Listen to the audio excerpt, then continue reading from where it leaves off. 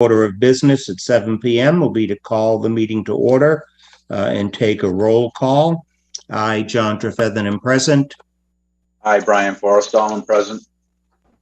I, Nathan Band, am present. You're muted, Stu. I, Stuart Siegel, am present. Hi, Anton Komarov, I'm present. Excellent. All present and accounted for. We are also joined by our assistant town planner, Emma Snellings. We have two public hearings on the agenda this evening. The first one is a special permit request involving 89-93 Courteville Road. And I will now read the hearing notice that was published in the Metro West Daily News. The Ashland Zoning Board of Appeals will hold a public hearing on Tuesday, July 12th, 2022 at 7 p.m.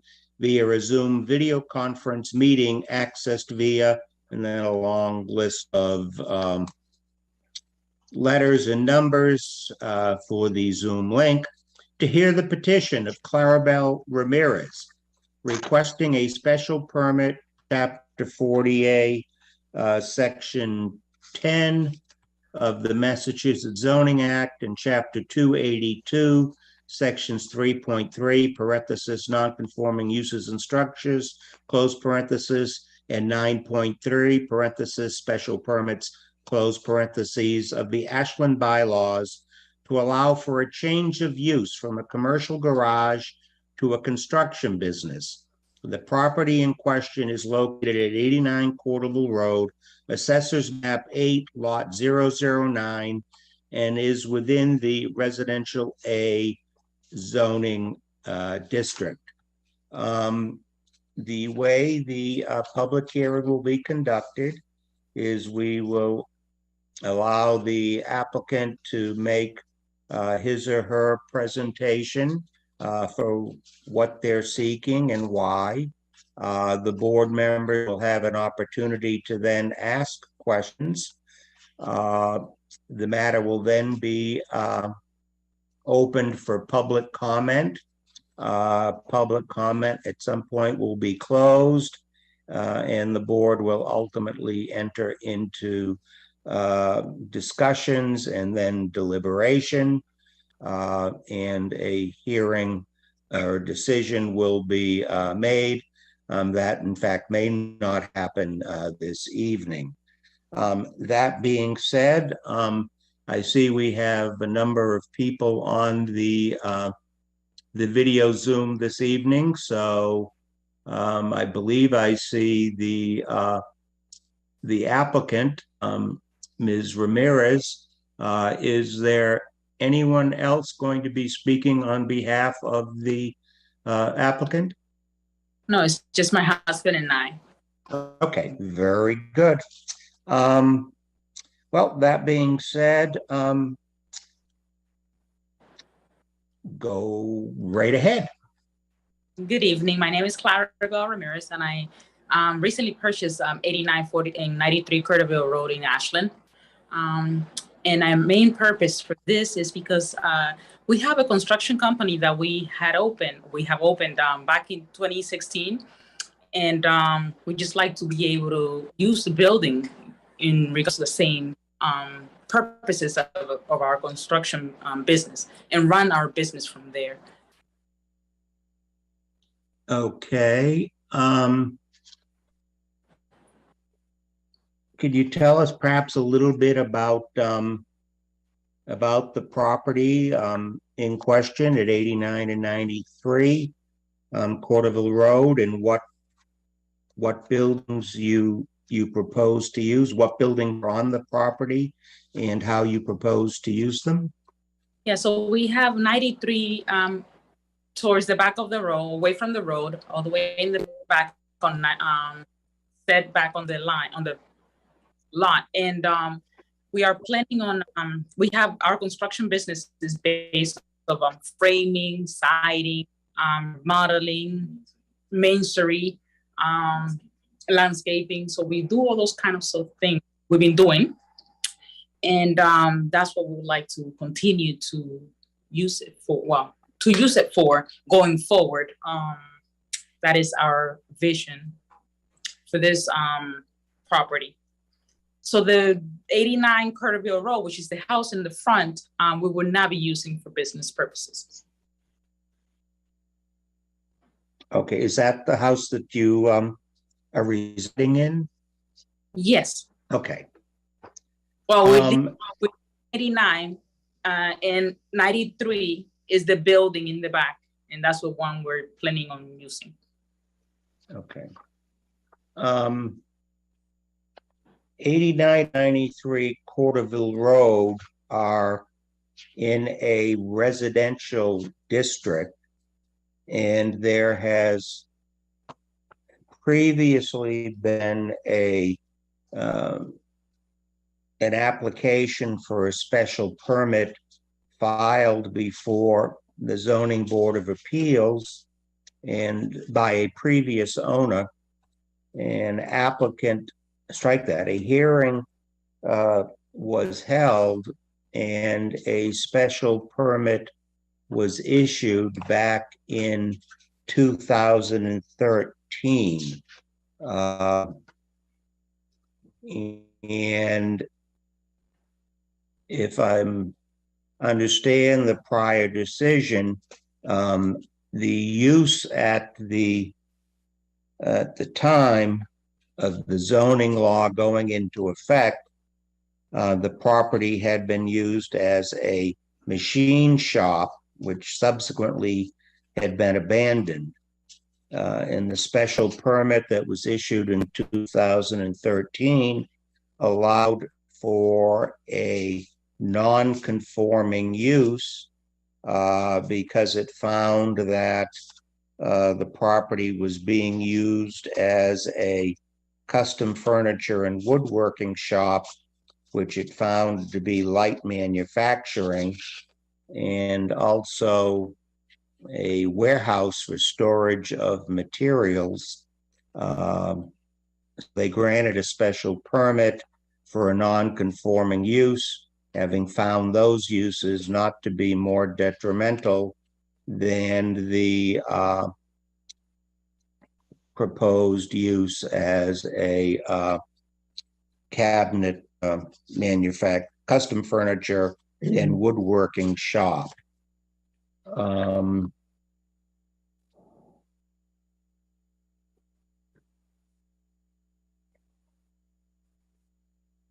And it is our duty, we have to determine whether or not your use, which would be a different non-conforming use than the non-conforming use that was approved back in 2013, should be permitted. I'm going to ask the board members for some advice on this.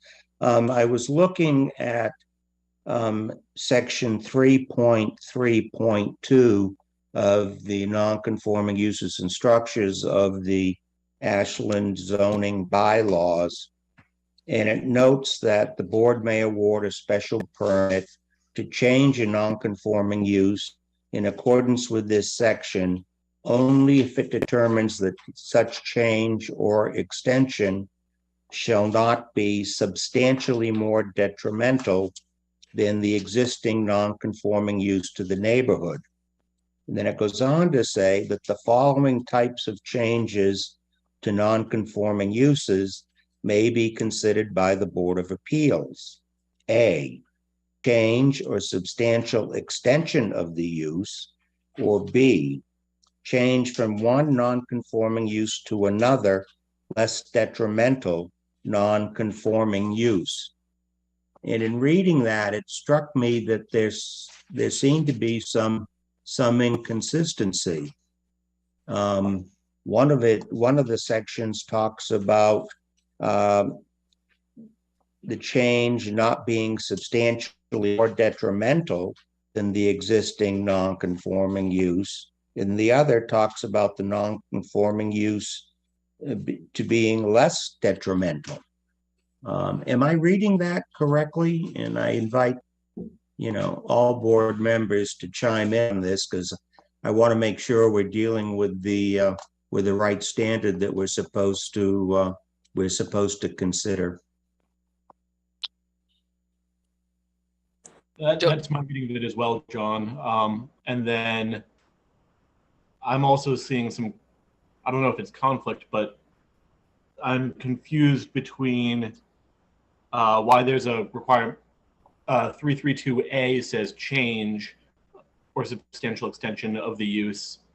And then there's also B, change from one non-conforming use to another, that seems basically to cover any changes to the non-conforming use that might come up. I would think so. It's written as question. a limitation on our ability to hear. Okay. The whole section confuses me and seems awkwardly drafted. I would, without casting stones at any of the prior people involved in the drafting of that, I would totally concur. Brian, thoughts on this? I agree with you guys that it is a bit ambiguous, but it seems like you can go from one non-conforming use to another non-conforming use according to this. I mean, I guess, my primary concern, and well, Stu, your thoughts?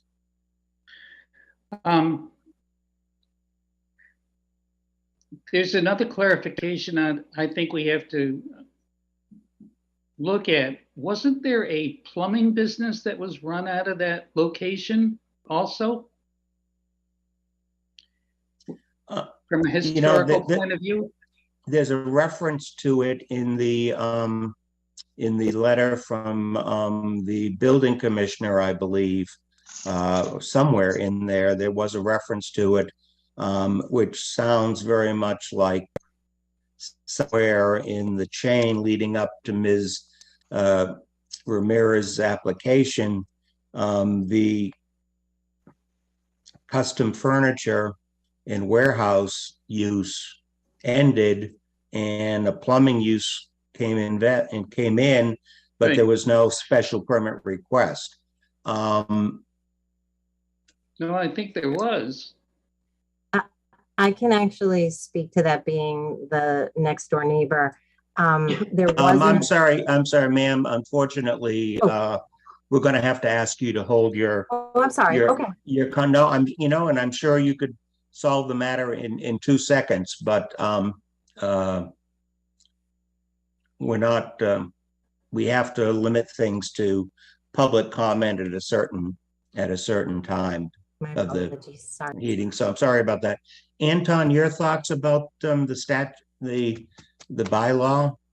I agree that it's terribly awkwardly drafted, but my only point would be if it feels that A and B encapsulate everything, I don't, strictly speaking, understand why B would be included. So my instinct is that A probably refers to either a substantial extension or a change kind of within the same category of non-conforming use, whereas B would be a shift one way or the other. But Okay. I agree that it's either way, it's ambiguous.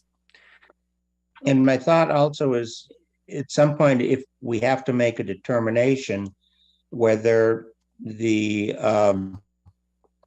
new nonconformity is going to be substantially more detrimental than the existing nonconformity in the neighborhood, or whether or not it is less detrimental, because those to me seem to be two totally opposite standards.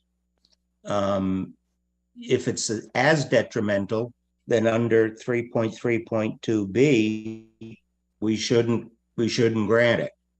And maybe I'm getting ahead of everything, but I thought as we go forward and ask questions of the applicant, it would be helpful to make sure we're on the same policy. Perhaps Emma can give us some guidance on that. Emma, do you have any thoughts on this?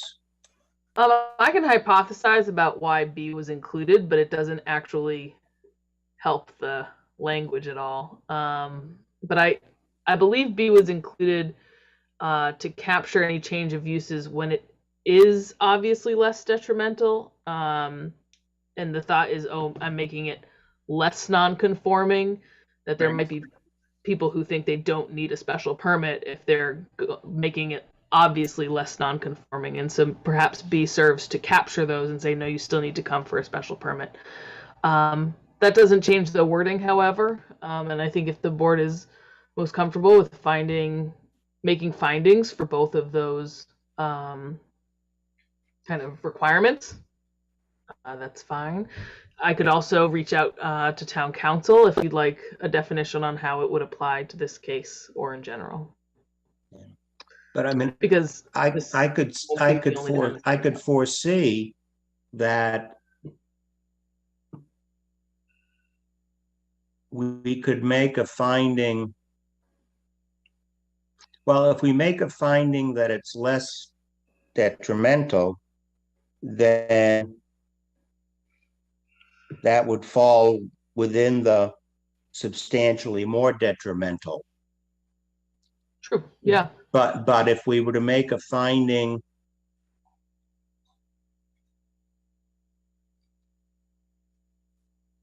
well, yeah, okay. We run into trouble if we find that it's the same level of detriment or some small amount more, right? Something Yes, less. I think so, and perhaps after tonight, seeking opinion of town council on how all of this works might help. But let's not get this. Stu, I know you wanted to be heard.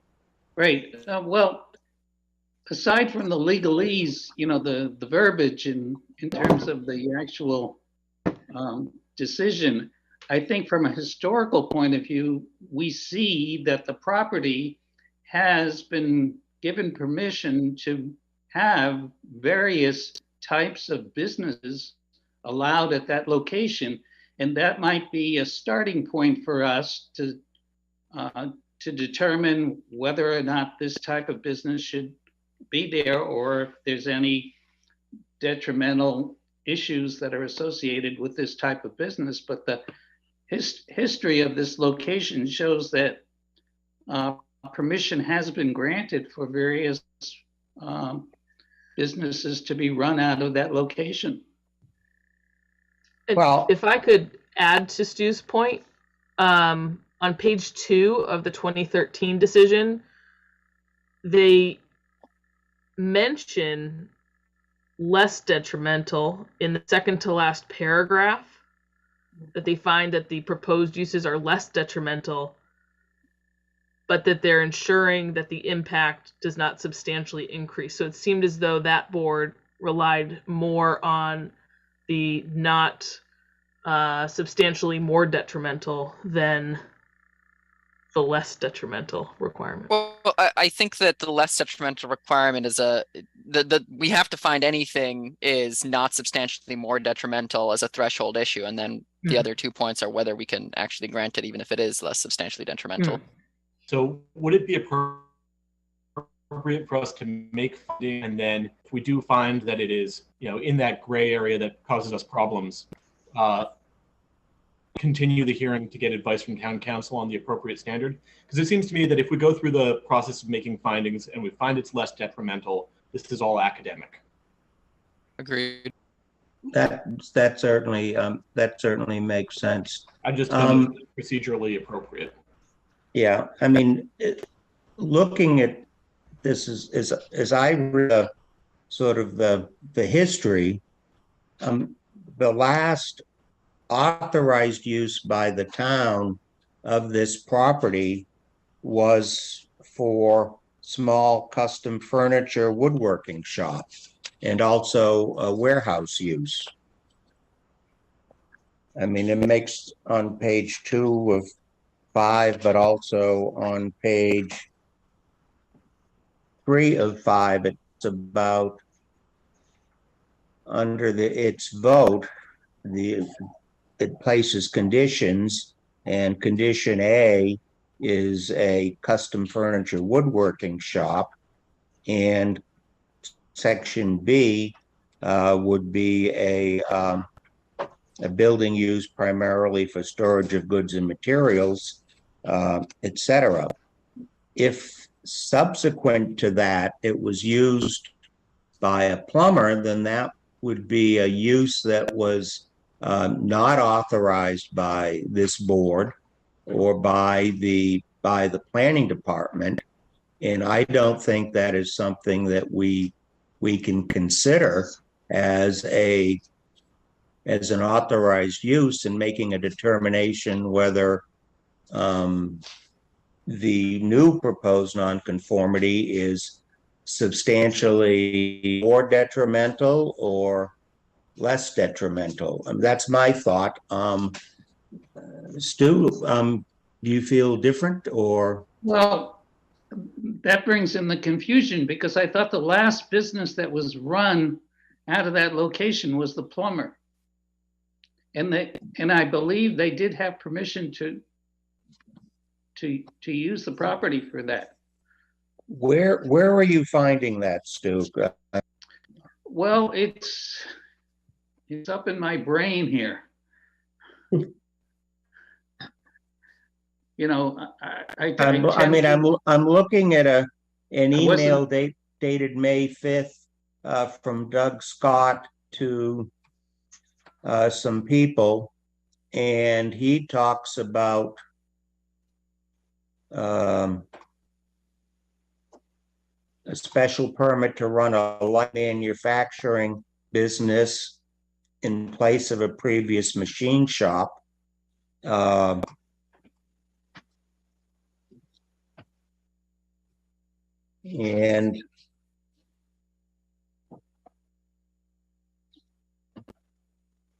I'm not finding, and maybe it's in the decision back in 2013 about prior uses, but I don't see anything from the town that was authorizing the use of a plumbing business.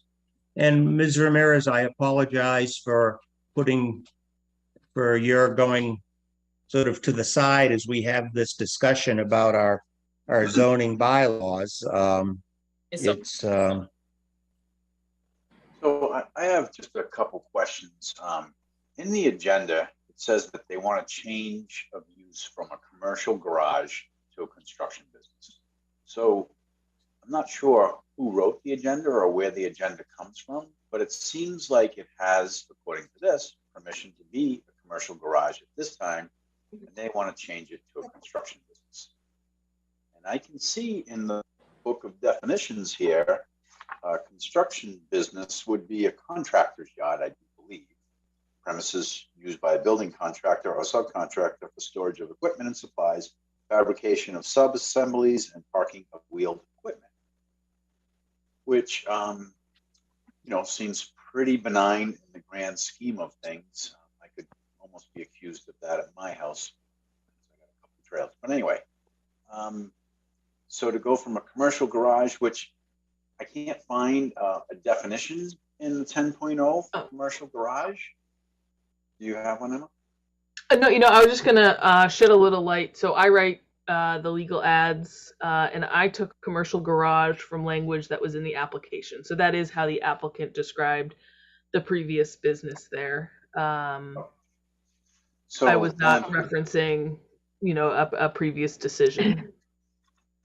So what does the town recognize as being there now? The most recent decision that I could find was 2013. I'm happy to search again if we think there was another, if Stu thinks there's another decision since then. But the files I found only went to the 2013 decision. So that is, as far as the ZBA is concerned, that's the most recent use. And that's the woodworking use? That's the woodworking use. That might not be in lived experience what the most recent use is, though. Well, it doesn't really matter what the most recent use is. It matters what the town thinks the most recent use is, because we're looking for detrimental factor in going from what the town thinks it is to what the new owners want to do with it. And if someone in between snuck in, you know, radioactive cleansing equipment, that really doesn't matter because the town isn't aware of it. These people are trying to do it the right way and bring it in front of us. So the question in my mind is, what do we think is there now so that we can determine if the new use is more or less detrimental, if that makes sense. So, and the 2013 decision, woodworking use, would that be like light manufacturing or manufacturing? Because I don't really see a woodworking shop in the definition. That's what the decision described. The custom furniture woodworking shop was listed as light manufacturing, and the board said that light manufacturing had a wide interpretation. Yeah, the definition: fabrication, assembly, processing, finished work, or packaging. So pretty... And then there was a separate list because apparently there was something. One of the buildings was being used as a warehouse, and the board, in its decision, limited the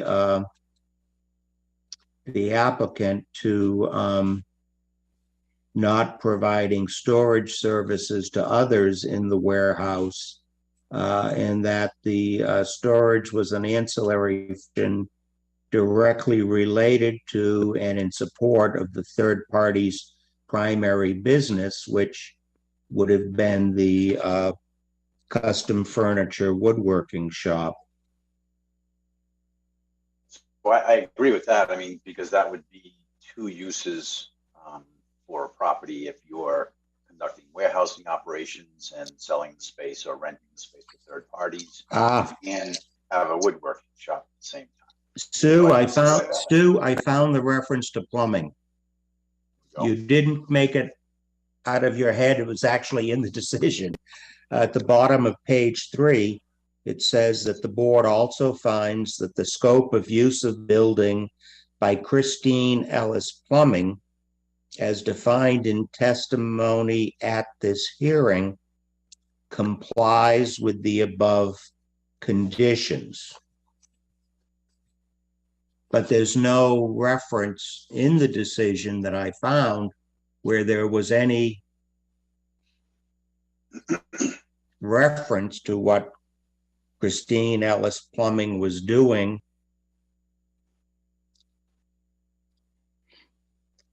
on the premises. Well, I know it happened, and maybe if the public gets a chance to comment, they could also give us some clues. I am sure. I believe it was Ms. Leonard who spoke up, and I'm sure she may be able to add some clarification. Ms. Ramirez, let me ask you a question. When you bought the property, how was it being used? When I went to the town before I purchased it, I saw about the woodwork. Right. But shop that was there a business? Whoops, you're breaking up a little bit, but was there a business operating there before you bought it, or was it empty at that point? When I see it, there was a business running, but then before we purchased it, they emptied the place. What was business, if you know? According to what I understood, was the woodworking business. Okay. Well, okay. Brian, any questions for Ms. Ramirez other than what you may have already asked? Can you tell us a little bit more, Ms. Ramirez, about what you intend to do there? Are you going to store building materials to include like dirt and mulch and that kind of thing, or just siding and wooden products, or is there more to it? What are your plans? Yes, no, that I know of. So, I mean, we don't. We usually just go and buy that when we're gonna do patio and stuff like that. We usually just go in because we work far from here. So most of the time, when they just go to a closed place and buy them, we do not store those. We store the wood, our tools, and also we store siding. Yeah, parts. Right, and do you have plans to let other businesses or companies store stuff at your address? So far, no. I mean, we have plenty of stuff that we need to store, so I don't think there will be any other space available. Okay. I think that's all I have for questions. Thank you. Okay. Nathan, any questions? I saw a reference in the application to parking construction vehicles there as well. Can you talk a little bit about types and numbers of vehicles that would be there? So we have altogether, which between 10 and 15 so far. We have mostly vans. We have trucks and like regular vehicles.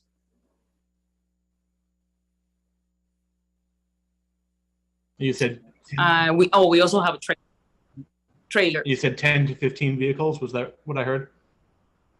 So far, yes. Are there plans to expand that?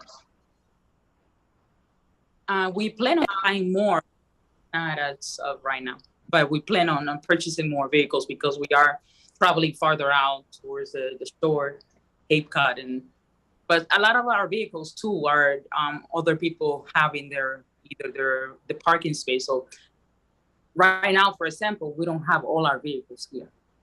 So I guess how many vehicles are you planning on having stored at this address? Approximately. Yeah, between 10. All right, thank you. I didn't hear that last answer. 10 to 15, about the top of my mind, yeah, 10 to 15 vehicles. Stuart, any questions?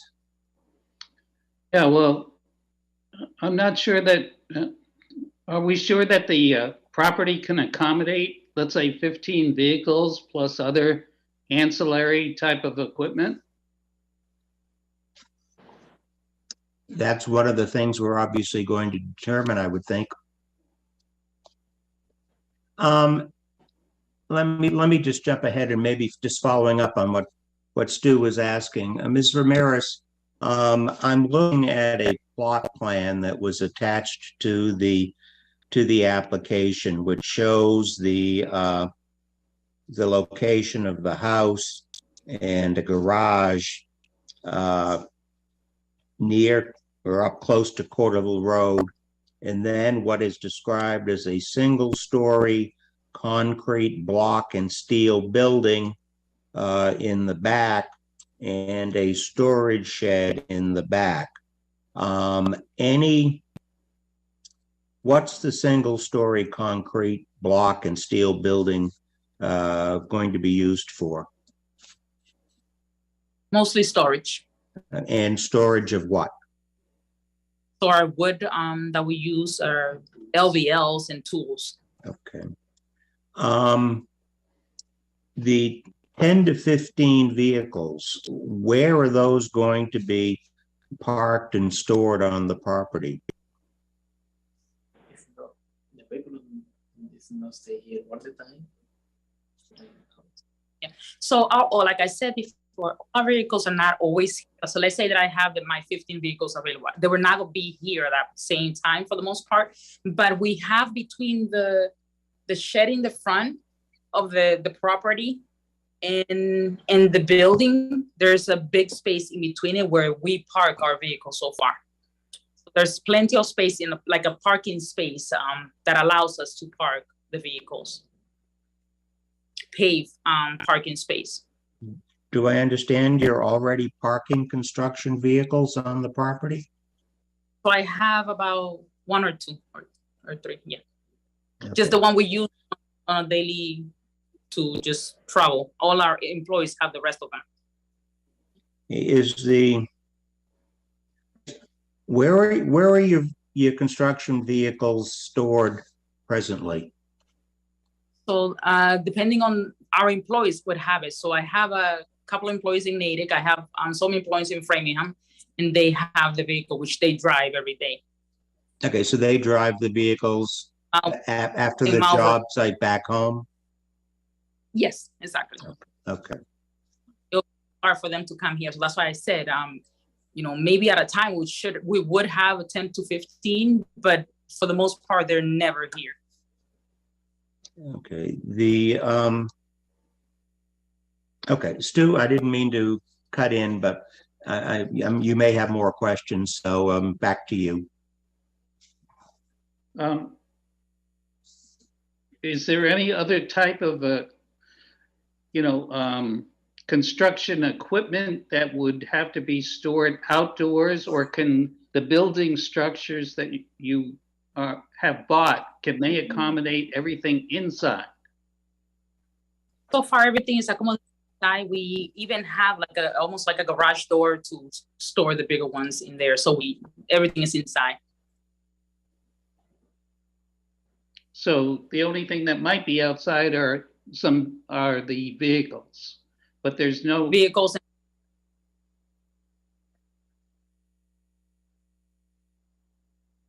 Thank you. Thank you. Anton? Hi, so I have a couple of things. I think the first thing that I kind of want to pin you down on is, so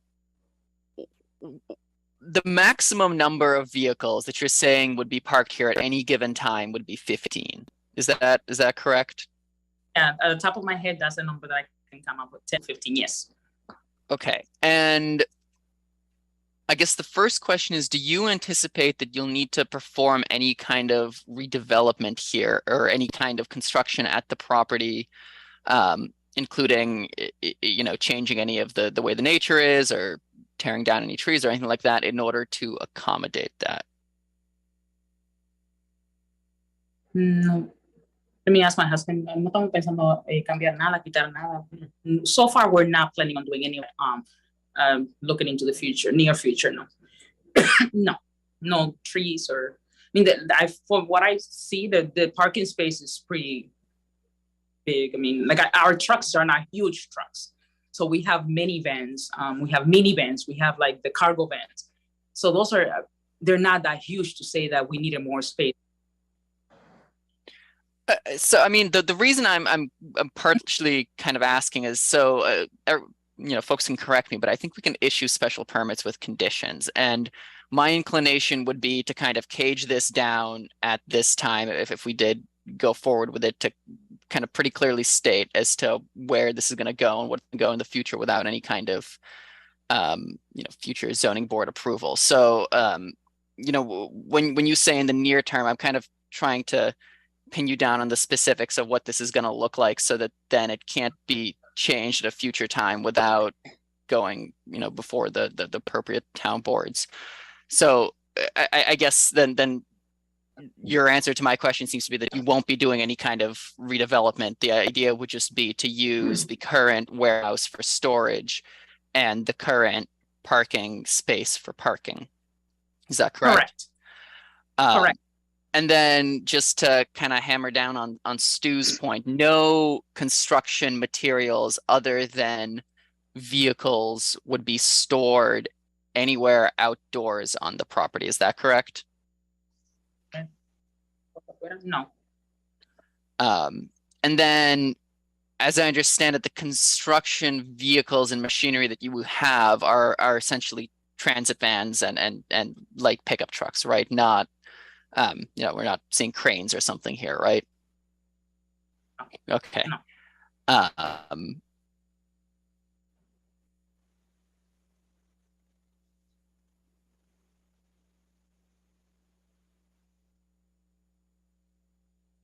Anton, you're muted.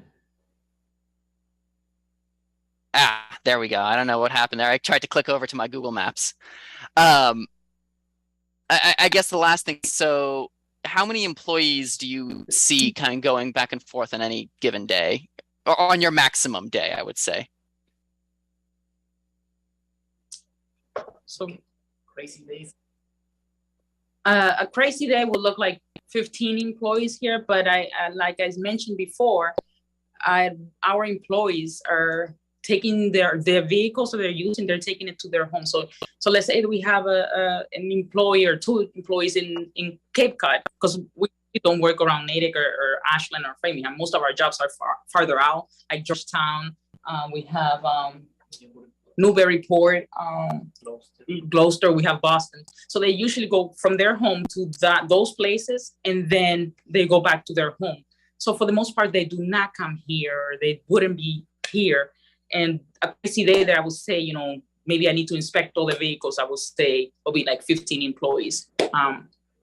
But for that other reason, everybody will be having a vehicle with them. And then just for to make sure I understand, I'm sorry if this was covered in the application, I couldn't quite find it, but we're looking for a shift from light manufacturing to construction yard or landscaping business, just in terms of the table of uses, right? Was that for me? I'm sorry. I guess that was for the group, including you. That's a very good question.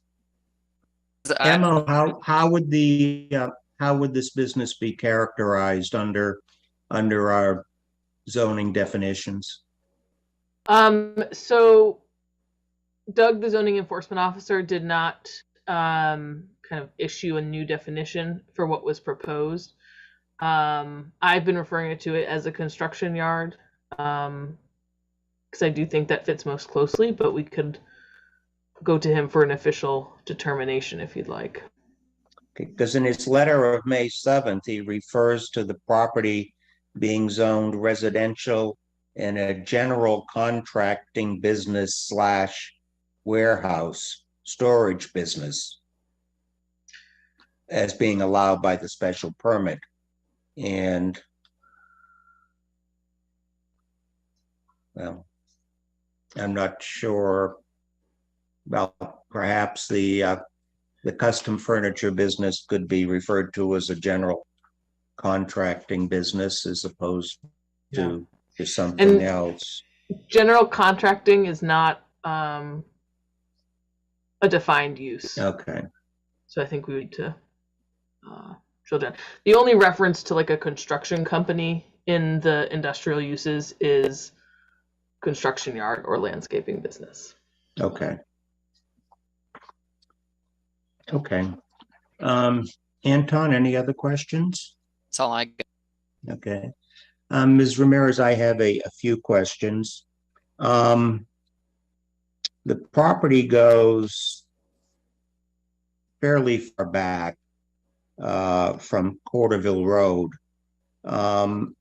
and it goes further back than the block and steel building that's already there.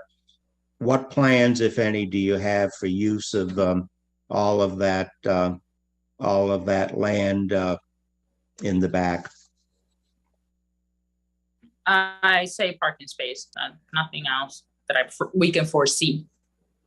And what would you be parking there? Either the vans or the trailers that we use for tools, but besides that, that's the vehicles we have. Okay.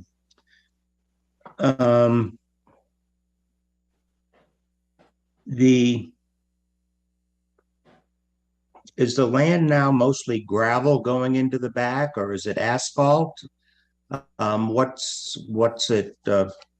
Is it lawn? What's it made of? Asphalt. Asphalt. All the way back is asphalt? Yes, and then some grass all the way in the back. There's some grass in the back. Okay. Okay.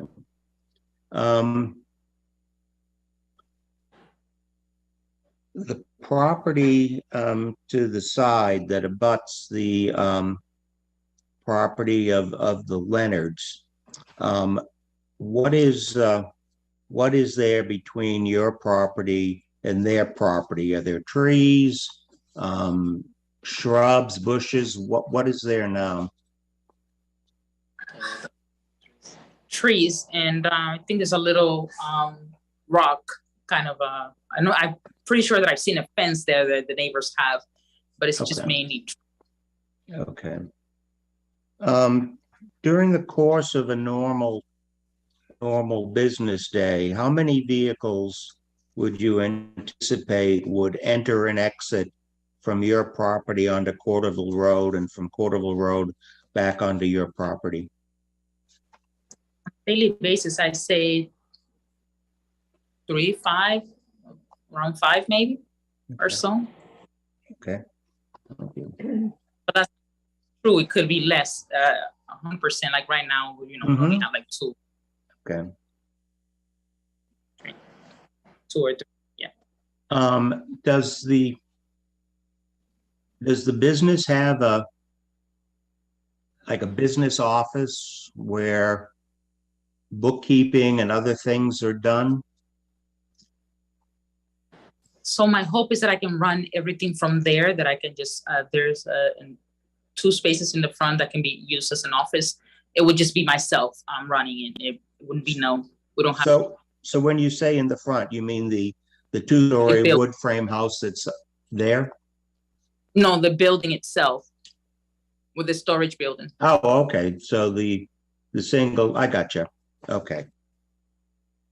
Thank you. You're welcome.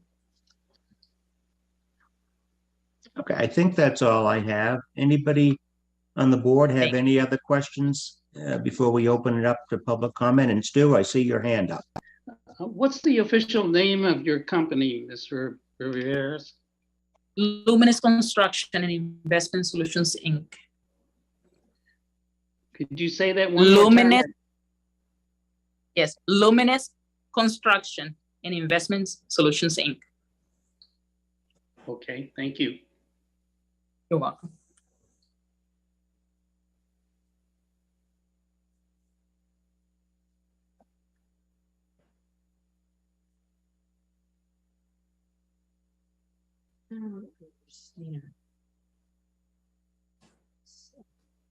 And Ms. Ramirez, is that a doing business as a business, or is it incorporated?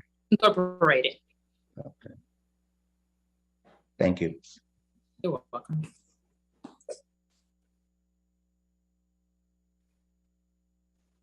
Any other questions from the board before we open it up for public comment? Okay. We're going to open the matter up for public comment.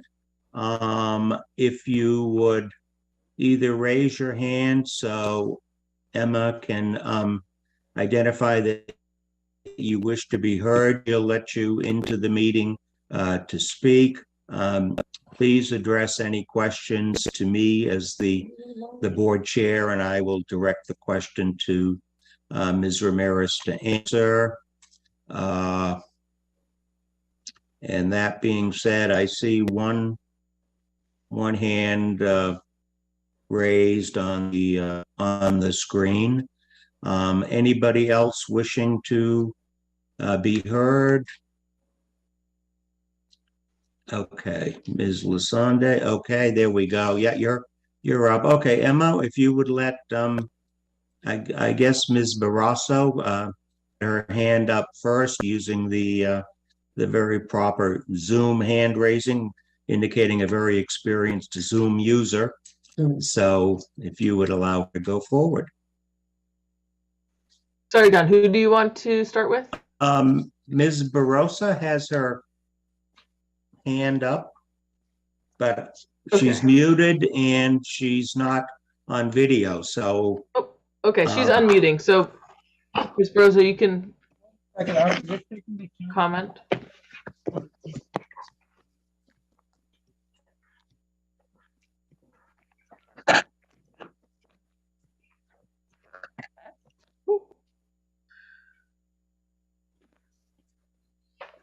Ms. Barrosa, do you have comment on this public hearing? I There you are. Oh, there you are. Okay. Yes. Okay, what would you like to say, Ms. Barosa? Or if you have somebody that's going to speak on your behalf?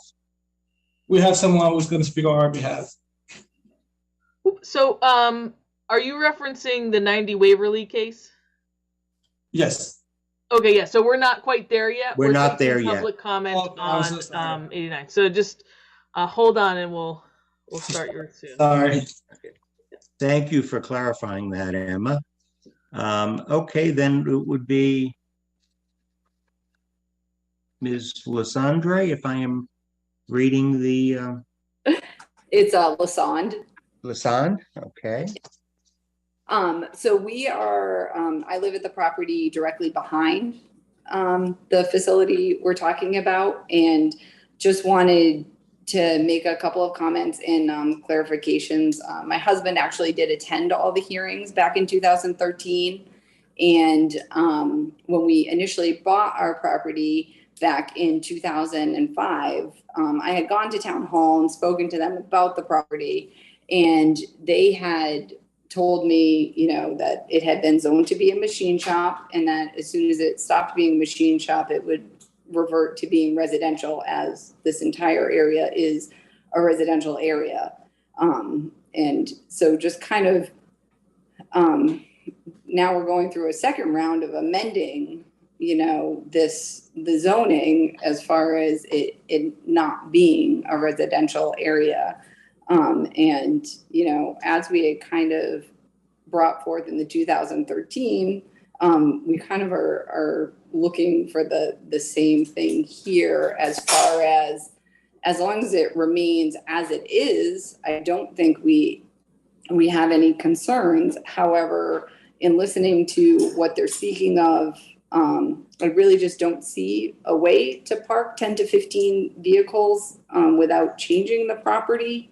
I think there was a little confusion in what you mentioned was behind the building. When you had asked what's behind the building, were you speaking of the warehouse, the slab building? Because there's no grass there, there's no gravel there, it's all trees. Right now there's all trees between us and the back of the warehouse, and as well as the shed property. So I do think that would be significantly changing the property if they were intending on parking vehicles behind that area. So I think I would just, before the board makes any decisions, I would encourage them to come and look at the property and understand exactly what they're intending on using it for. It sounds like they have a growing business, which I think is fantastic, and I certainly don't want to discourage that. But I am a little concerned about the creep into the neighborhood. Did you have anything else, hon? Okay. Let me ask you, you've lived in this area obviously since before 2013 in the property. Yes. And at the time the zoning board held its hearing in 2013, the business that was being proposed was a custom furniture business. Does that sound about right? I know you reference a machine shop. So I actually went to the zoning hearing. So Mr. Abernathy, who owned the property, and I think is the one who sold it to the current owner, he was a construction guy. He was a general contractor, and it sounded to me like it was a finished carpenter. So I think he was making furniture as he moved closer to retirement. He had stopped doing that. He really, what triggered the zoning hearing in 2013 is he rented to a plumber. And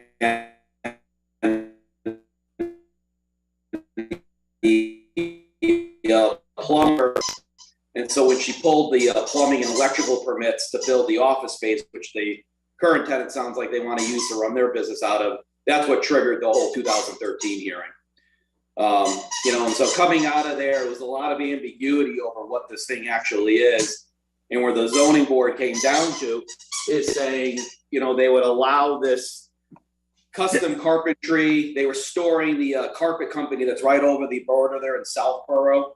was using as excess warehouse for all their commercial carpeting storage.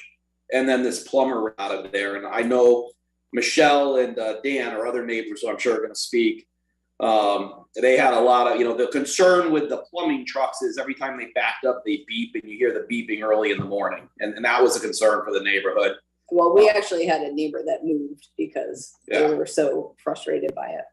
By the beeping. So yeah, this whole building, there's no carpentry that was going on there. Actually, as we went through discovery and that permit, we found out that they started renting to a guy who was doing retros on cars. So he'd buy a stock car and then put new engines in them and all that kind of stuff. So he was running an auto body shop effectively there too. So the 2013 zoning board tried to really scope this down to, it couldn't be a car garage, no gasoline stations, no environmental stuff.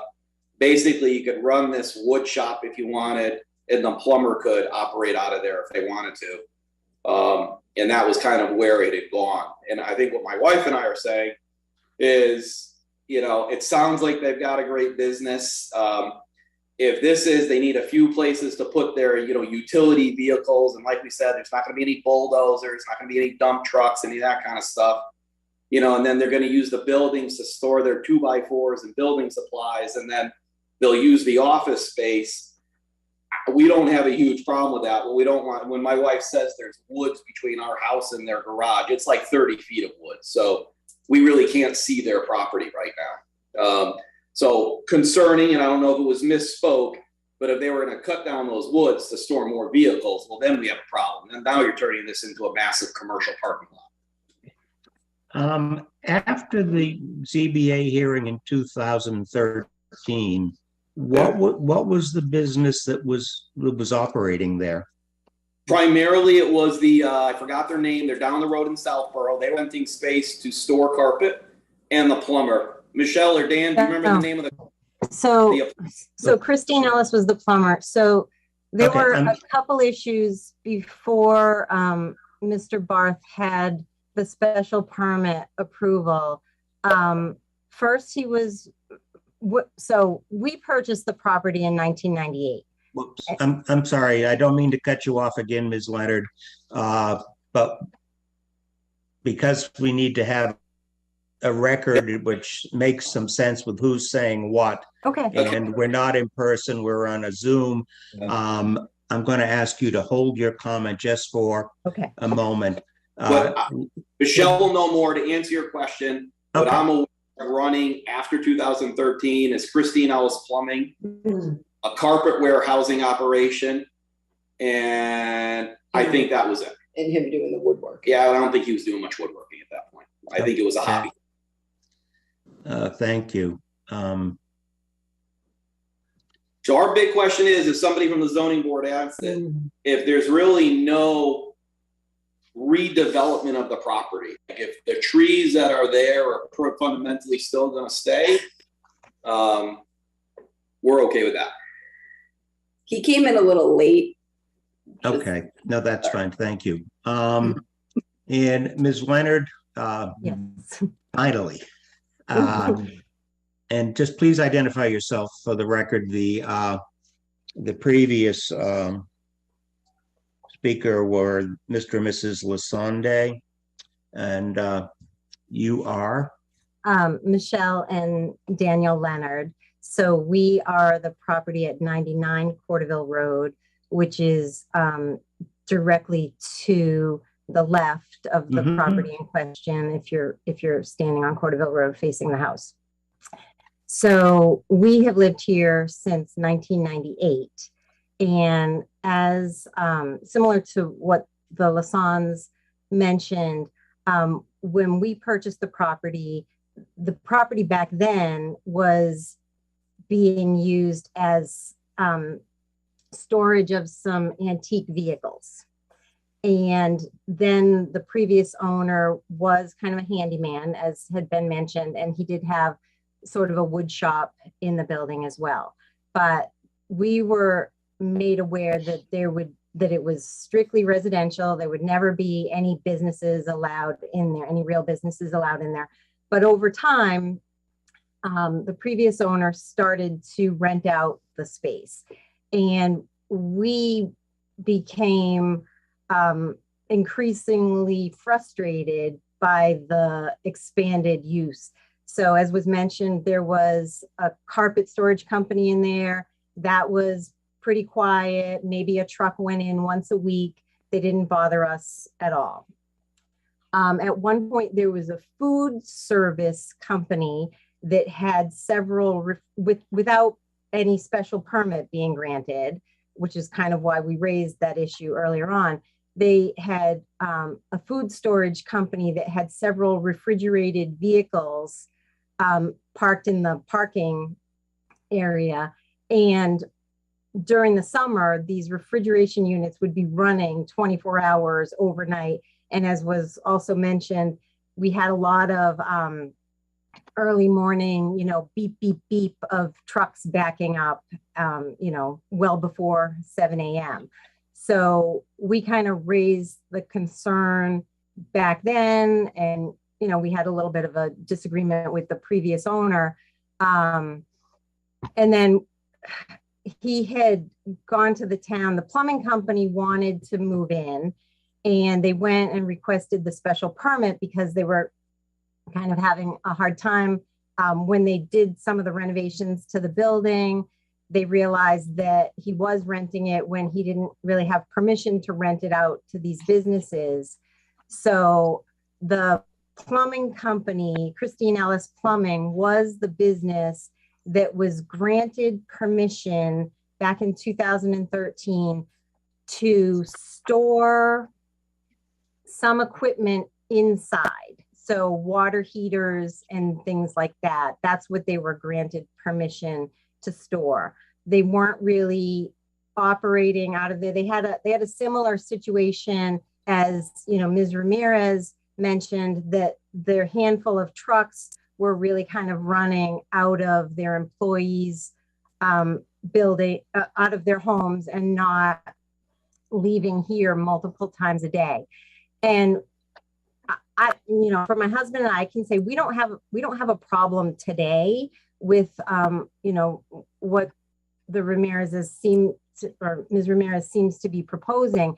I have the same concerns that some of you guys were asking about the growth of their business and expansion. I don't really want to look out my kitchen window and see 20 trucks parked, outside my kitchen window across that driveway, in a residential neighborhood, and hear beeping, all day long.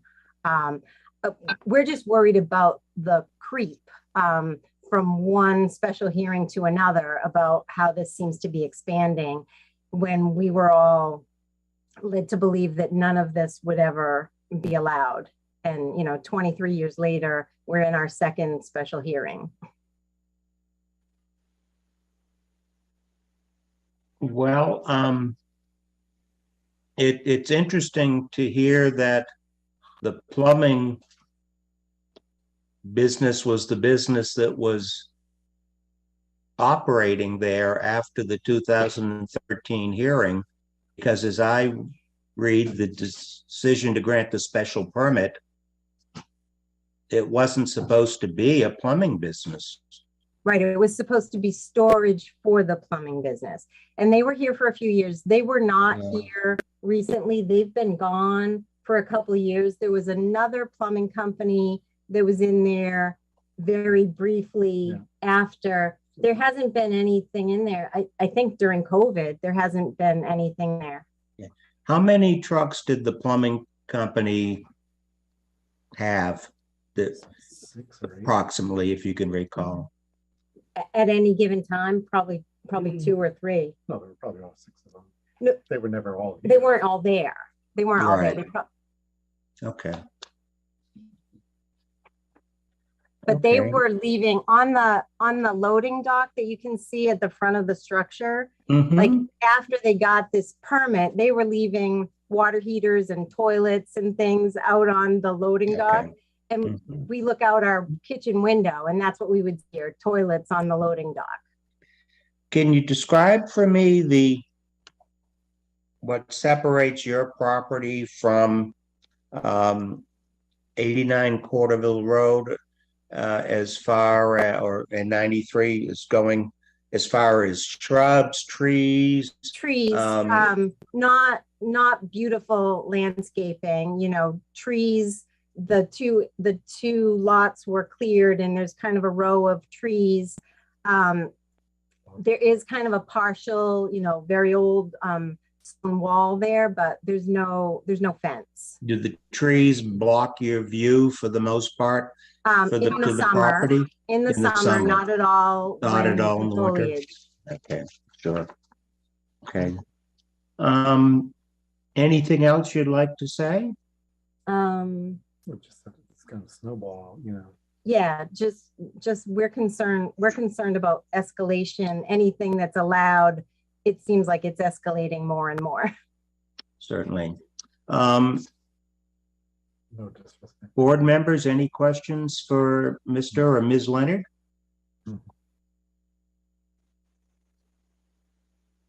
So this isn't necessarily a question for either of them, just kind of more of a point. I don't know what time during the hearing this might be helpful, but would it be helpful to pull up? I've got kind of a top-down view of this property on my screen, which I think might be helpful to envision as to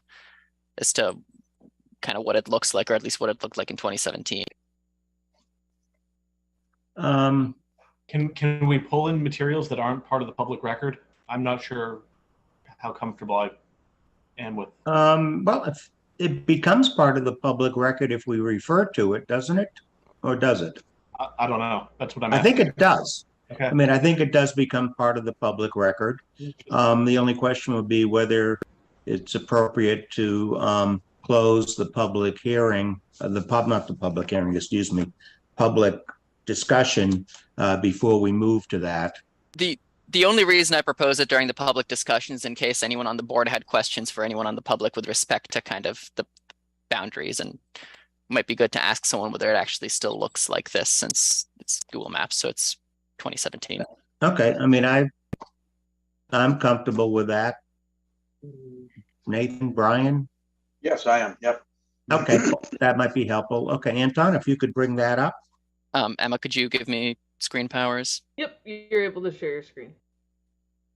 All right, now I just have to make sure I don't share something totally wrong here. All right, that's my Google Maps.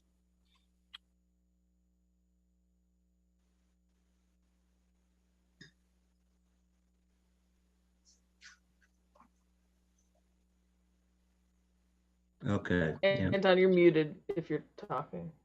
And Anton, if you could just describe what it is that you're showing us for the record. Yes, sorry about that. You'd think that after 3 years, I'd now have to zoom.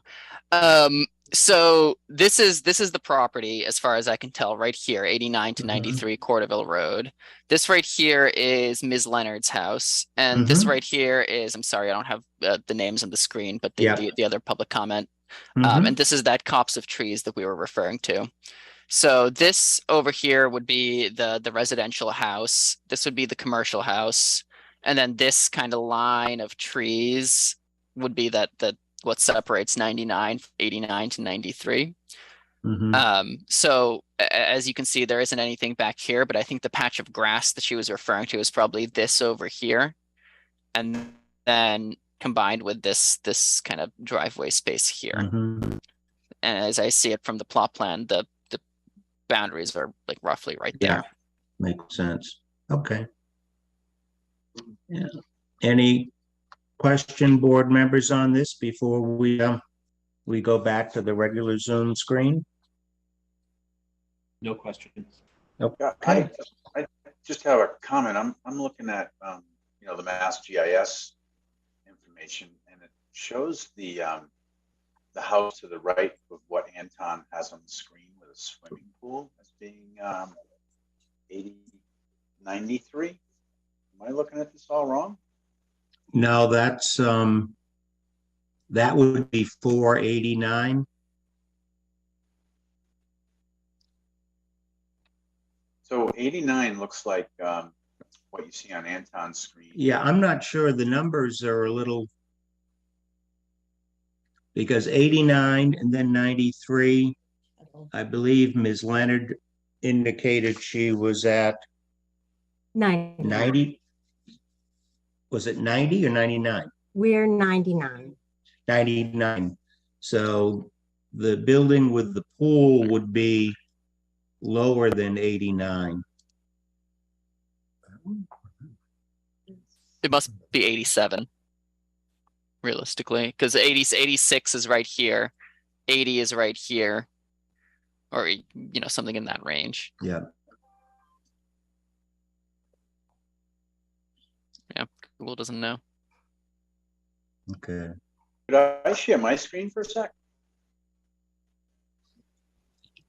Certainly. And Brian, when you have it up, just describe what it is that we're observing. Sure. It's the Massachusetts Interactive Property Map, and it shows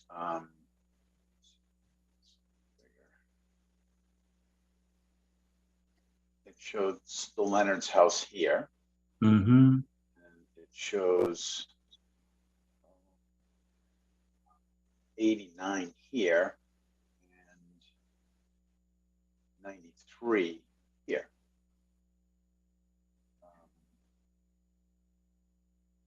So this one. It says Yeah. 83, I think. Yeah, I know The house with the swimming pool is 83. Yeah, there's been a reference in some of the materials that we've seen that 93 is the address given to the structures in the back of 89, which would be the warehouse. Oh, okay, so the property that we're talking about is just this one here. It has nothing Yeah, to do with it. exactly, So and then this- going back up to there. All right, so this one says it's an acre and a half. You guys, I might be able to help from the prior zoning meeting too in 2013. There actually were two properties at one point in time. They conjoined them so they could get commercial tax rates on the whole thing. Okay. All right. Wait a minute. All right, that's confusing as hell, but okay. All right, so That comment was from Mr. Lassonde. Just again for purposes of the record. Okay, anything else you want to show us on this screen, Brian? no, you can see the Lassonde's house Mhm. there and the trees that are between Yeah. them. And okay, so yeah, there's not nearly as much space as I thought, because I was thinking it was both of those properties, but it's not. So okay, I'm going to stop the screen share now. Is that all right? Well, could you keep it on, Brian? Oh, sorry. There you go. Mr. Chairman, can I speak? Yes, Stu. Does there look like there's another structure, a smaller structure to the, yeah, right there. Can someone describe what that is? It's listed on the plot plan as a garage.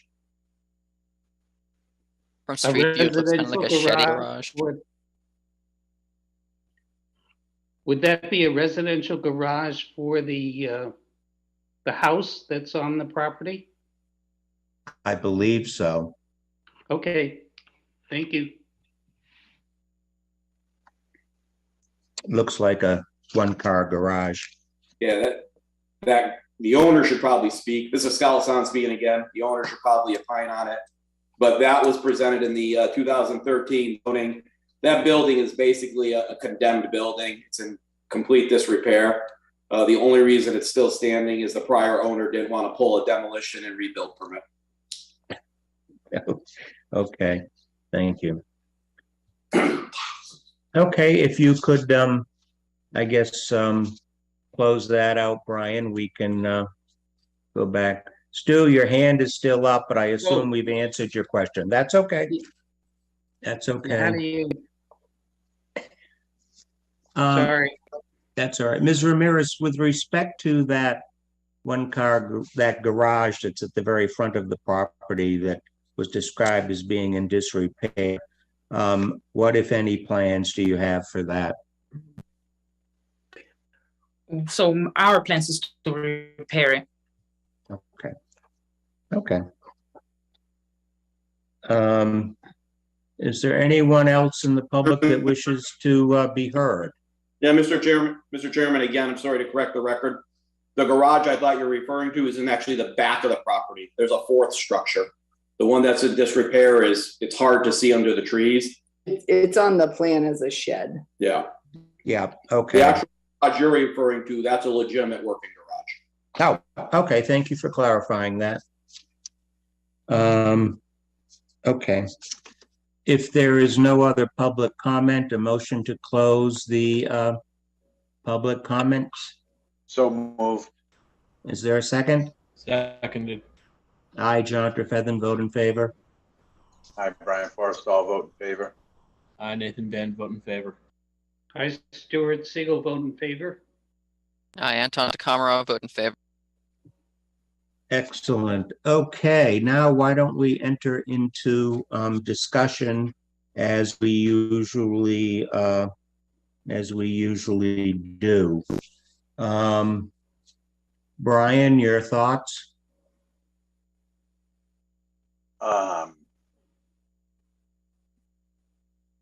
I thought I was looking at those two lots as one. So my opinion changed slightly because it's a much smaller space than I thought. And I don't see how you get that many cars on there without removing a lot of the trees. So I'm concerned about that. I don't know if we put some kind of conditions as to if we allow this to move forward to prevent tree cutting on the lot, to minimize the impact to the neighbors. But those are just my initial thoughts because I'm still a little shocked at the size of the lot. Because I was thank you. Nathan? So I guess I was worried about this at the beginning. I think I'm back to the question of what the appropriate standard is, because I think given the testimony that we heard today, I'd have a hard time saying that this is going to be less detrimental than the current existing use. But there's also, there's the question of teasing out the detriment from the actual permitted current existing use, and then whatever else is going on there that isn't permitted. Because as far as I'm concerned, the question is weighing the permitted existing use and the detriment from that against this new use. But I think I'd like to hear from town council about what the appropriate standard here is. And I think in either case, I agree with Brian that any special permit here would have to be pretty aggressively conditioned. Stu, your thoughts? I have the same thoughts that Nathan just expressed. Okay, and Anton? Pretty much agreed on all counts. I think, like we all see, 10 to 15 vehicles, especially, it just seems like a real squeeze. And just kind of further, I know the applicant expressed kind of a lot of language about the business moving forward, somewhat expanding, and I really see the concerns of the abutters that this is gonna keep spiraling into a bigger and bigger parking lot, and that's in a really purely residential area. And just also to kind of echo Nathan's point, I think we should be, it seems to me like this property was special permitted to a specific use, and then incrementally got more and more detrimental. But I think that we need to be weighing against that original use, because we can't be encouraging people to just slowly inch it to be more and more detrimental to the neighborhood and then start comparing against the misuse.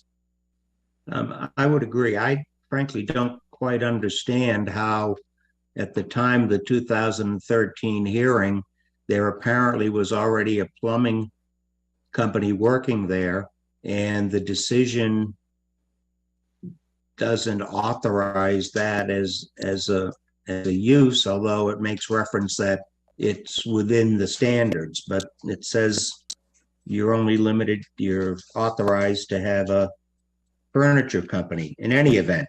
I agree with Nathan that I think we need the opinion of town council on the definition. If we were to rule in favor of the special permit, I think there would have to be very significant conditions, as there was in the 2013 special permit decision, which apparently wasn't followed by the owners, but that's beyond our purview. That's what Emma and her crew are for. And she smiles. But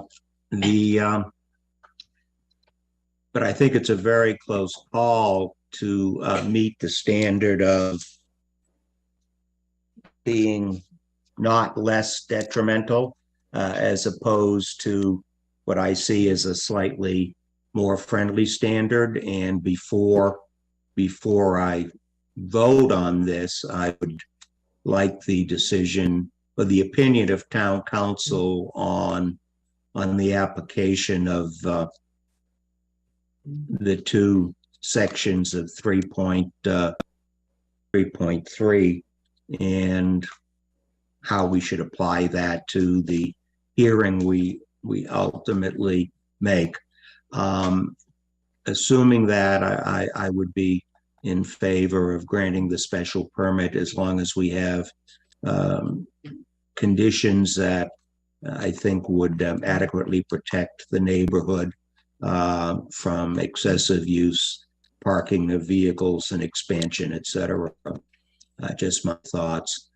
I would say that sitting on this hearing will be Brian Forrestal, Nathan Band, and myself, the three members of the ZBA. Emma, if we were to continue this matter to our next hearing, which would be the fourth Tuesday in July, have enough information to inquire of town council to clarify the ZBA, the zoning ordinance for us on this issue? Yes, I'd be happy to reach out to town council based on the discussion from earlier in the hearing. Would you like the zoning enforcement officer to weigh in on the definition of the proposed use? Just because I also mentioned that, but I'm not sure if you know, I don't think that would hurt. The more information we have, probably the better off we are to continue on the correct path and not veer off into something that's going to get us in trouble down the road. Excellent. And would you like me to see if I can dig up the minutes from 2013? Would that be helpful to anyone? You know, for me, no, we're dealing with a decision. Mm-hmm. So the minutes don't govern. It's the decision that governs. The decision seemed to be fairly clear. I agree with Nathan that, you know, we need to work based on the legal definition and not what subsequent owners or businesses may have gone off and done, perhaps improperly, perhaps not, but I think that's it. Okay. Ms. Ramirez, again, I am sorry for your having to listen to a lot of legal issue. Our plan is going to be to continue the hearing until our next meeting, which is scheduled for 14 days from today, which would be July 26th. Are you available to participate on that day? Yes, I am. Okay, great. Very good. Then, would someone like to make a motion to continue the public hearing to Tuesday, July 26th at 7 or 7:05 p.m.? I never can remember. 7 sounds good. So moved. Okay. Is there a second? Seconded. Okay. I, John Trefethen, vote in favor. I, Brian Forrestall, vote in favor. I, Nathan Band, vote in favor. I, Stuart Siegel, vote in favor. I, Anton Takamara, vote in favor. Excellent. Thank you. Okay, Ms. Ramirez, thank you very much. And your husband in the background there. We are all set, and we will see you again on July 26th. Thank you. Thank you very much. Night. Okay, moving on to our next item. As I struggle to find my agenda, here we go. It is a public hearing on a variance request for 90 Waverly Street. I will read the notice that was published in the Metro West Daily News. The Ashland Zoning Board of Appeals will hold a public hearing on Tuesday, July 12th, 2022 at 7 p.m. via a Zoom video conference meeting accessed via, and then the Zoom code, to hear the petition of Rosa Barroso requesting a variance per Chapter 40A, Section 10 of the Massachusetts Zoning Act, and Chapter 282, Sections 4, parenthesis, dimensional requirements, close parenthesis, 10, parenthesis, definitions, close parenthesis, and 9.2, Board of Appeals, close parenthesis, of the Ashland bylaws to allow for the construction of a structure on a lot that does not meet the minimum upland requirements of lot area in the zoning district. The property in question is located at 90 Waverly Street, Assessors Map 10, Lot 70, in the Commercial Highway Zoning District. Parties wishing to be heard on this matter should appear at the time and place indicated above. And that being said, we have the application that was submitted. We know Ms. Barroso is present because she was volunteering at the last hearing. Ms. Barroso, I apologize for the lengthy delay and before we reached your matter. And that being said, as I said for the last hearing, we will proceed with the hearing, which will start off with the applicant stating what they are seeking.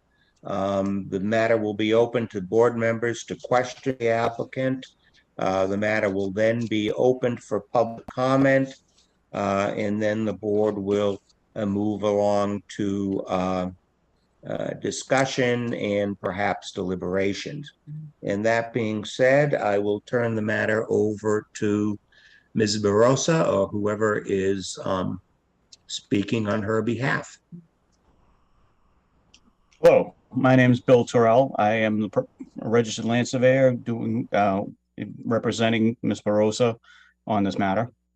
Thank you, Chairman and members of the board, for hearing us. Ms. Barroso purchased the parcel with the intent of putting a house on the lot.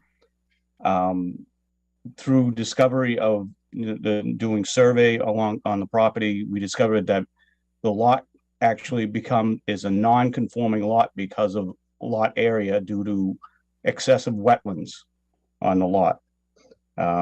Because of a couple of different factors, the required area, the standard area is 30,000 square feet, but the required area after other pieces that are factored in is actually about 40,500 square feet that's required of upland on the property in order to build. There's approximately 22,000 square feet of upland on the parcel. Due to the fact that there's no other topography and other features limits the type of use that can happen on this property without excessive retaining walls or excavation in order to make it, even somewhat palatable for any other type of use. The only real substantial use that could fit on this would be a house. So we're asking for the relief from this requirement on the zoning in order to allow the client to build a house on the property. Okay, you would still have to go before the Conservation Commission, is that correct? Yes, they are aware of the application. They have met them and they're aware of it. And to note, there was a previous approval from Conservation, but it never got used on this property. There wasn't a previous applicant, and the only explanation I got as to why it didn't move forward is that it wasn't cost effective for the person putting the house on the lot. Okay. Emma, let me ask you this, was there ever an application for a variance filed by that person, or did they go to the Concom commission first? I believe they applied for it. I'm trying to remember where I saw that.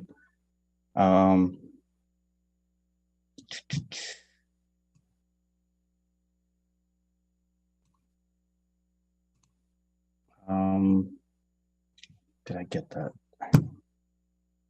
I'd have to look into that. I'm not sure if it was.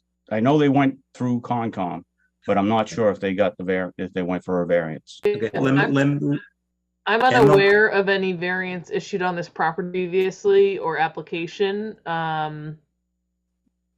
Although I didn't know that there was a previous Concom permit, so I can double check, but okay, I don't think I had a file on this property. So okay. Anything else, Mr. Terrell? Just the fact that this would be a very hard financial hardship for our client if she's not able to build on the property. It would basically be a waste of money. There's nothing that I don't believe, in my mind, there's no other use that would actually work. That therefore she would have purchased a lot for no reason whatsoever.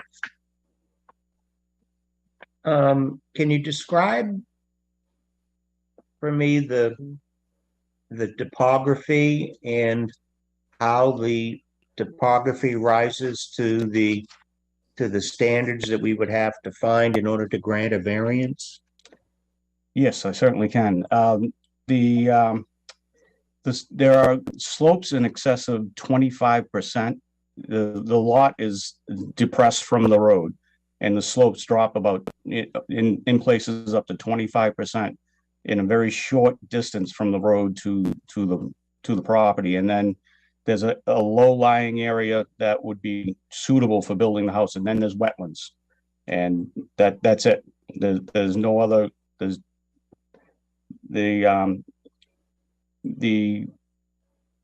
We would have to put in a driveway that would actually a somewhat lengthy driveway in order to make it work, in order to give proper slopes, in order to meet the house at a reasonable point.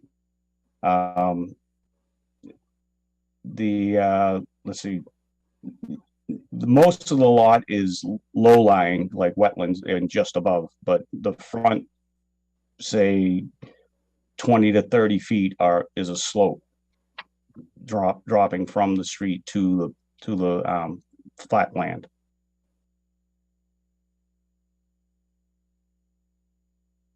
Okay. Very good. Brian, any questions for Mr. Terrell? I don't have any questions. Okay, Nathan? Oops, you're muted, Nathan. That's all right. There you go. Anyway. Oh, okay, fair enough. Stu, any questions? Mr. Terrell, you mentioned the concept of uplands. Could you explain what you're talking about? Yes, absolutely. So there are in general understanding, there's two forms of land. Wetland is land that is basically has a certain number of type of plants, soil, and moisture content that makes it under the purview of conservation.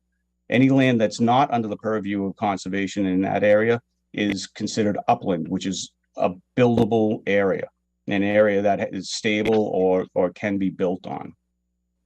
It's areas outside of the wetland in general.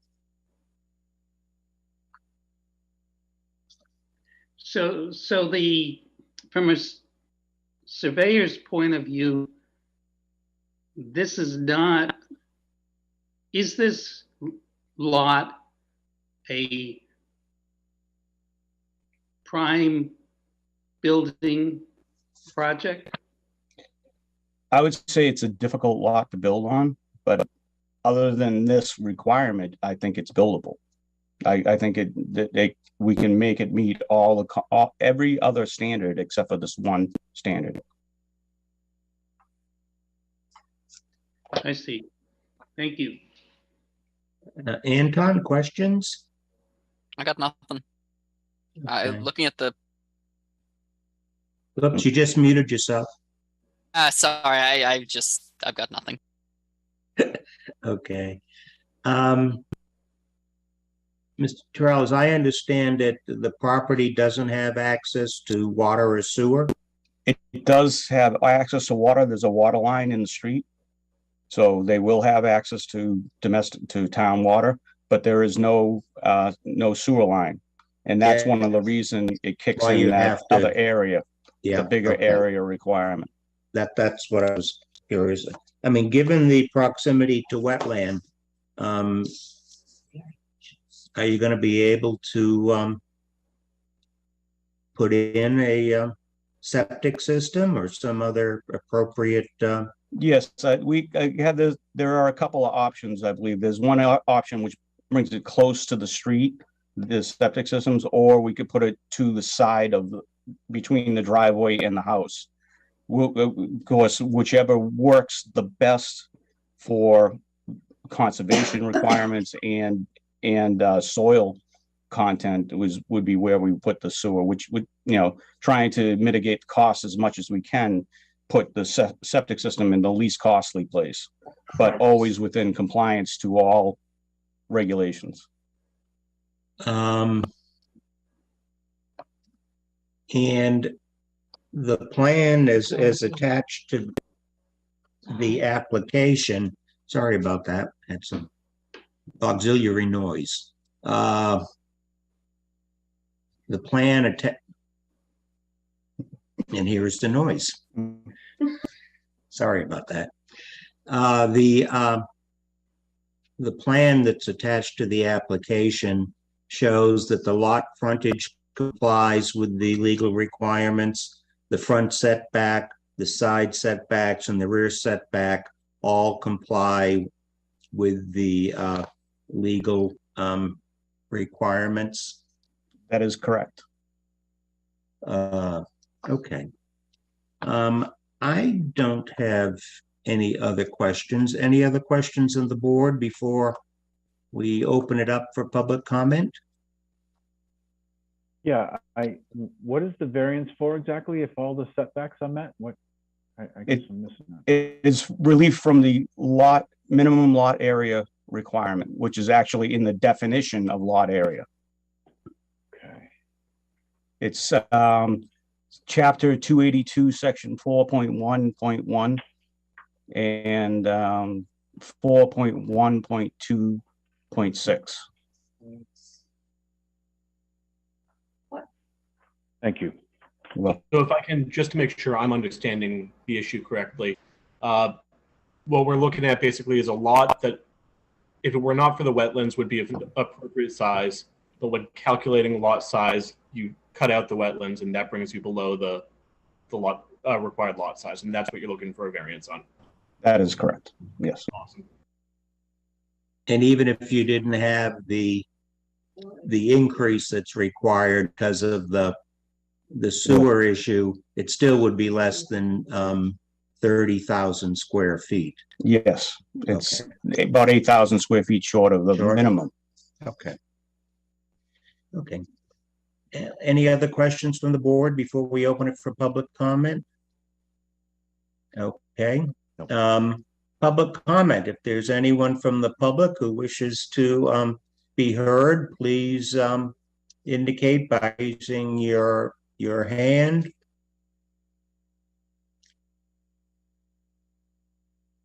Going once, twice. Sarah, I'm sorry, did you raise your hand, sir, or? Okay. Very good. There is no public comment. So let's open the matter up for discussion. Brian, as always, we start off with you, the senior member on the board. So I think, you know, I go back to the zoning was developed for a reason, to prevent squeezing things in where they shouldn't fit. And I'm trying to do the math to figure out just how short we are, but it seems like, did we say 8,000 square feet short? Is that what it was? 8,000 from the regular, and it's about 18,000 square feet short from the increase. Increase because it's in the because of the non-sewer site. So, you know, I apologize for saying this, but for me, that doesn't fit on that lot according to our zoning rules. Well, I mean, I would, you know, just offer that the zoning rules also provide for the granting of a variance in conditions where, according to section 40A, chapter 40A, section 10, that owing to circumstances relating to soil conditions, shape, or topography of such land or structures, and especially affecting such land or structures, but not affecting generally the zoning district in which it is located, a literal enforcement of the provisions of the ordinance or bylaw would involve substantial hardship, financial or otherwise. So there is, you know, legally there is some wiggle room, as it were, with specific lots that may not comply with the present zoning requirements. And I think, well, I don't want to speak. Nathan, how about your thoughts on it? You know, I generally agree with Brian's school of thought, where we follow the zoning laws absent something fairly unusual. Here, if it weren't for the wetlands, the lot is well in excess of the minimum lot size. So I don't feel like we're cramming the building into an area where the zoning code is trying to prohibit one. I feel like the issue here is really the wetlands, and for me, that's, if the Conservation Commission is okay with it, I'm not overly concerned with it. Okay. Stu, your thoughts? I echo what Nathan just said. I think in our process that we were dealt, it would have been nice to have the conservation decision come before our decision, because if we say, let's say we say no to the proposal and the conservation says, yeah, you can do it, then we're in an embarrassing situation. Well, I think there are two different standards that are being, and two different issues that are being, you know, met and discussed. And I think it makes sense, from my point of view, it makes sense for the ZBA to go first, because if we don't grant the variance, there's nothing that the Conservation Commission can do that's going to allow a house to be built. Whereas, you know, if we grant a variance, unless the applicant meets whatever conditions the Conservation Commission puts on it, then they're not going to be able to build the house, even though we have given them a variance, do so. So, it's always one of those which goes first and which is less complicated, but I don't know. Anton? I think I let me unmute better. I think I echo what John is saying, where I think that it's the standard Massachusetts statutory 3-prong test. We've got circumstances, they relate to the topography of the land, and they would create a substantial hardship if we don't grant a variance. So I think that we definitely have the authority to grant one in this case. Looking at the plot plan, actually, this is a bit more of a survey than usual that we got. It looks like there is just it's a pretty big lot, and there's clearly space for this 3-story house. It's already a pretty built up neighborhood. I don't see how this would be substantially more detrimental, and especially considering that it's housing, I would strongly weigh in favor. I drove by the property today, and as sort of everyone has said, it's a very large property, and putting a house on top of it towards the front really isn't going to seem like you're crowding the other properties on either side of it, because it's large. I would be in favor of granting the variance. I think I agree with Mr. Terrell in looking at it in the neighborhood. I don't know what else you'd put in there, because the wetlands is a fairly substantial portion of the lot. I would be inclined to grant the variance again on the basis that soil conditions, wetlands, and topography affects this structure, and a little enforcement of the bylaws would involve a substantial hardship financially to the applicant. And I think if we granted the relief, it's not going to provide any substantial detriment to the public good, and that we wouldn't be derogating from the intent or purpose of the bylaw in this instance. And we don't grant variances very often because the standard is very high, but it strikes me that this lot is one that would warrant that. Sitting on this case, the decision would be Brian Forrestal, Nathan Band, and myself. Brian, are you a yes on this? Yes, I am. I appreciate the testimony that the other members gave, and I'm a yes. Excellent. And Nathan, I take it you're a yes? Correct. And I'm a yes. Emma, do you have enough information in order to draft a hearing decision? Yes, I can draft a decision based on the previous discussion and have it ready for the next meeting. Okay.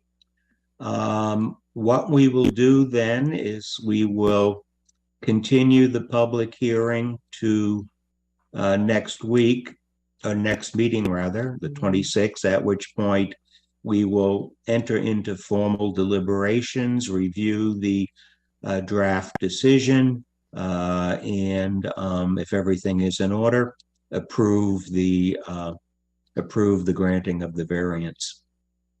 Is there a motion to continue the hearing until Tuesday, July 26th? I had the J right. July 26th. Not till January, please.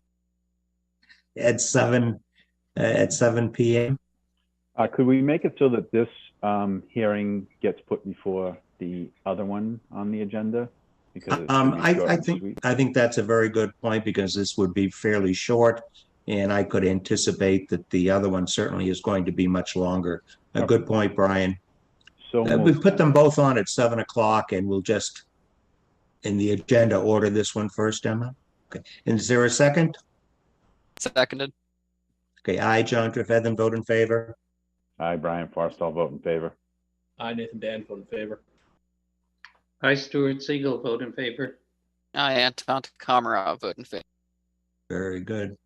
Okay, Ms. Barrasso, we have continued the matter to our next hearing on July 26th, at which point we will finalize the hearing decision, which will grant the variance to you. And then there'll be a process after that, which I'm sure Mr. Terrell will explain to you. But tonight was a success for you. Thank you very much. You're welcome. Okay, moving on to the next item on the agenda, which is approval of minutes from our May 24th meeting. Emma got those out to us early this afternoon. The minutes are fairly brief because really the only real thing that was discussed was the approval of the draft decision for 225 Pond Street, approval of the minutes as amended from the May 10th meeting, and that was it. Has everybody had an opportunity to review the draft minutes? Yeah. And is there a motion to approve the draft minutes? So moved. So moved.